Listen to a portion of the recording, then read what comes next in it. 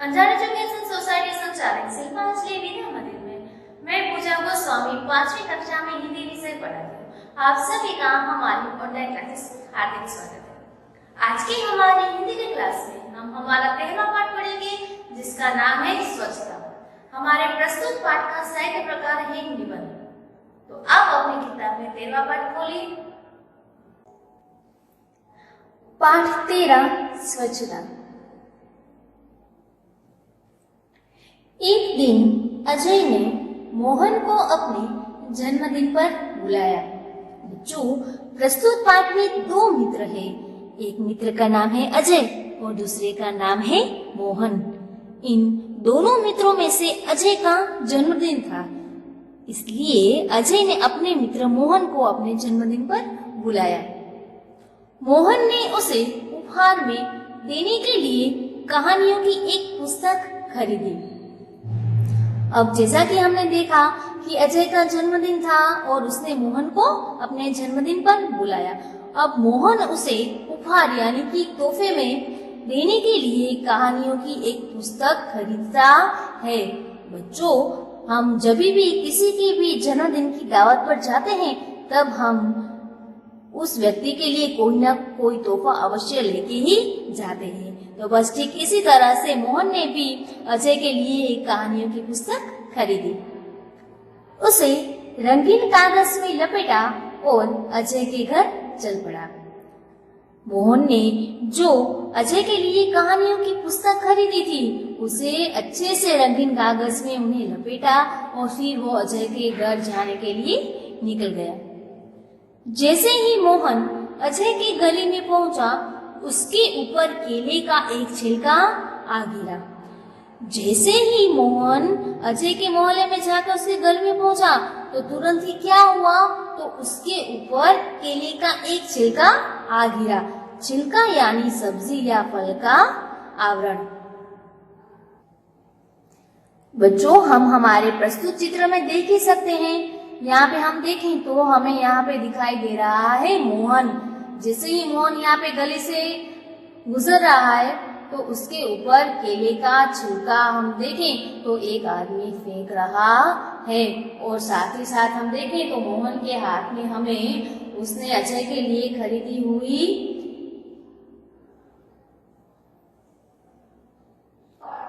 किताब भी दिखाई दे रही है।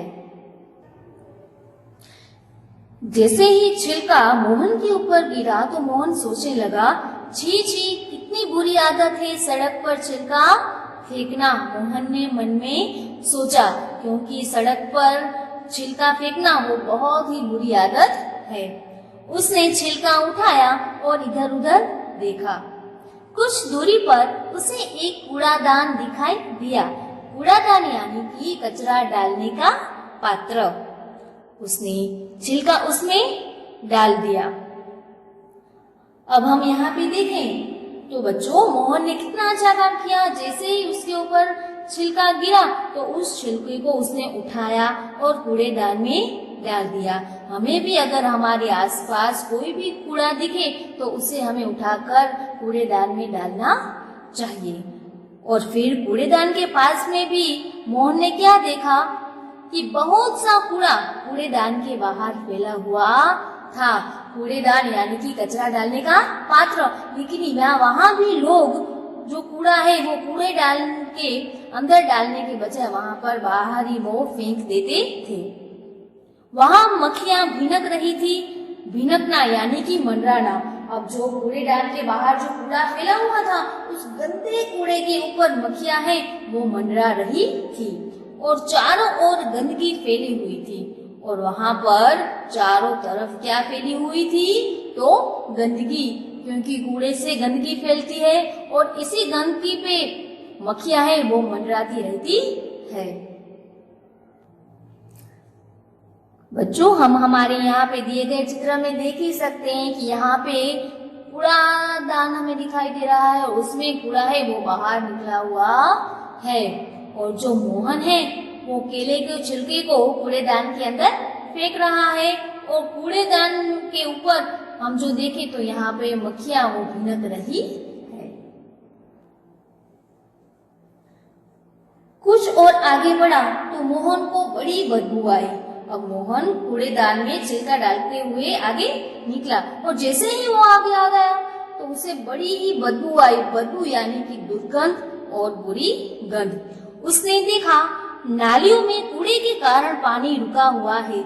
इसी पानी से बदबू आ रही है।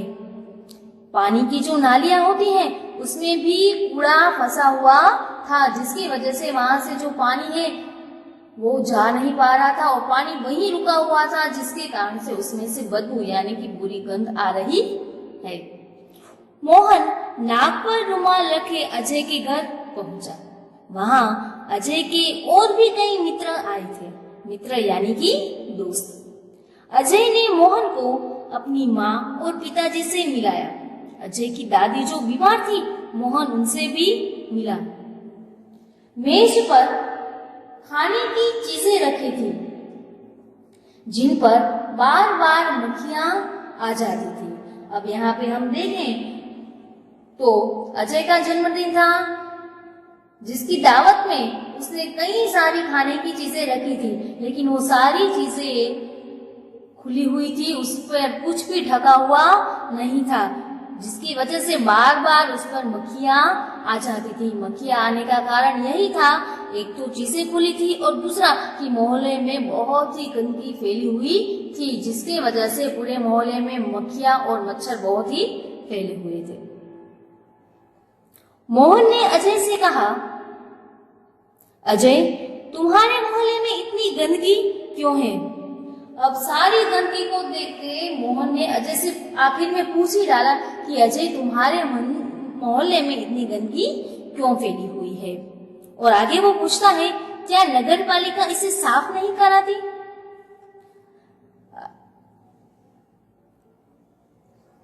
मोहन के सवाल सुनकर अजय की माताजी उससे कहती है, बेटा, नगर पालिका की गाड़ी आया करती है, जगह जगह कूड़ेदान भी है, पर कुछ लोग उनमें कूड़ा नहीं डालते। वे कूड़ा सड़क पर ही फेंक देते हैं, इसलिए सफाई नहीं रहती। सड़क यानी कि रास्ता। अब अजय की माताजी ने ये कह दिया कि नगर पालिका की गाड़ी भी आती है और मोहल्ले में कूड़ेदान भी है, तो फिर मोहल्ले में हम देखें तो क्या परेशानी थी? तो वहाँ के जो लोग हैं वो ही कूड़ा कूड़ेदान में नहीं डालते थे, जिसकी वजह से वहाँ पे सफाई नहीं रहती थी। कूड़ा कूड़ेदान में डालने के बजाय वो सड़क पर ही फेंक देते थे, जिसकी वजह से गंदगी जो है वो हमेशा बनी रहती थी। दूसरे दिन पाठशाला में मोहन ने अपने अध्यापक को यह बात बताई। अध्यापक यानी कि शिक्षक। अब दूसरे दिन मोहन ने अपने शाला के अध्यापक को पूरी बात बताई कि किस प्रकार से अजय के मोहल्ले में जो है गंदगी फैली हुई है। अध्यापक ने कहा, तुम ठीक कहते हो मोहन, गंदगी बहुत से रोगों की जड़ है। जड़ यानी कि कारण। अब यहाँ पे शाला के अध्यापक भी मोहन की बात से सहमत होते हुए कहते हैं कि जो गंदगी है वो बहुत से रोगों की जड़ है, यानी कि रोगों का कारण है। जो रोग फैलते हैं वो ज्यादातर उसका कारण क्या होता है? हमारे आसपास फैली हुई गंदगी। आगे अध्यापक कहते हैं, नगर पालिका का काम नगर को स्वच्छ रखना तो है, पर हमें भी नगर पालिका की सहायता करनी चाहिए। सहायता यानी कि मदद। नगर पालिका का काम बच्चों हमारे नगर को स्वच्छ रखना है, लेकिन साथ ही हमें भी उनकी सहायता करनी चाहिए। हम उनकी सहायता किस प्रकार से कर सकते हैं? तो हम कूड़े को कूड़ेदान में डालकर नगर पालिका की मदद कर सकते हैं, जिसकी वजह से गंदगी कम फैलेगी और बीमारियां भी नहीं फैलेगी। अब आगे अध्यापक कहते हैं, चलो एक दिन हम सब अजय के मोहल्ले में चले और स्वयं सफाई का काम प्रारंभ करें। स्वयं यानी खुद और प्रारंभ यानी कि शुरू करना। अब अध्यापक ने सभी बच्चों से कह दिया कि अब हम अजय के मोहल्ले में जाएंगे और हम खुद से वहां पे सफाई शुरू करेंगे। रविवार के दिन सभी अजय के मोहल्ले में गए। सबने हाथ में एक एक टोकरी और झाड़ू थे। अब जैसे ही अध्यापक ने तय किया तो उन्होंने सभी बच्चों के साथ कौन सा दिन चुना जाने के लिए, तो रविवार का, और सभी बच्चों के हाथ में एक एक टोकरी और झाड़ू थे। सड़क पर झाड़ू लगाकर उन्होंने कूड़ा इकट्ठा किया। लोगों ने जो सब कूड़ा सड़क पर फैला हुआ था उस कूड़े पर झाड़ू लगाया और कूड़ा इकट्ठा किया।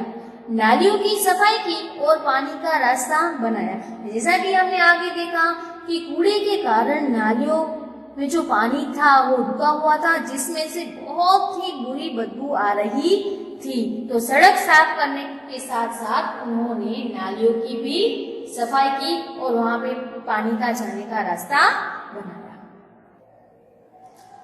यहाँ पे दिए गए चित्र में हम देख सकते हैं कि सभी बच्चों के हाथ में झाड़ू है। यहाँ पे हम देखें तो टोकरियां हैं और झाड़ू से कचरा इकट्ठा करके कूड़ेदान में वो सब डाल रहे हैं। यहाँ पे हम देखें तो बीच में हमें अध्यापक भी दिखाई दे रहे हैं जो खुद भी सफाई के काम में मदद कर रहे हैं। उनमें मक्खी मच्छर मारने वाली दवा डाली, कूड़ेदान पर ढक्कन रखा। मोहल्ले में रहने वाले सभी लोग बाहर निकल आए और उन्हें देखने लगे। मोहल्ले में जो भी लोग थे वो बाहर आके देखने लगे कि ये बच्चे क्या कर रहे हैं। बच्चों में बहुत उत्साह था, उत्साह यानी कि जोश।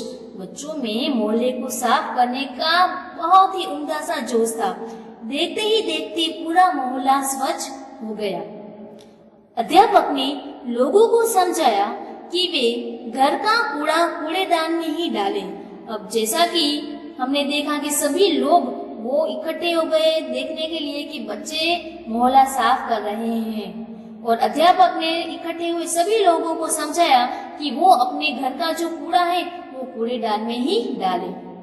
वे घर के आसपास सफाई रखें क्योंकि गंदगी से रोग फैलते हैं।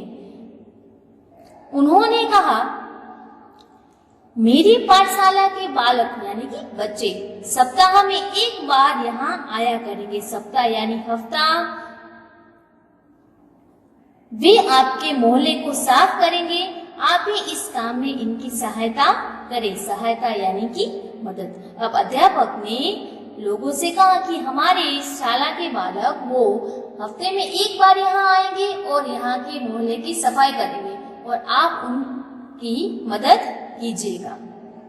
अध्यापक की ये बात सुनकर उन सभी लोगों में से एक व्यक्ति ने आगे बढ़कर कहा, नहीं नहीं, इन बच्चों को आने की कोई आवश्यकता नहीं। आवश्यकता यानी कि जरूरत नहीं।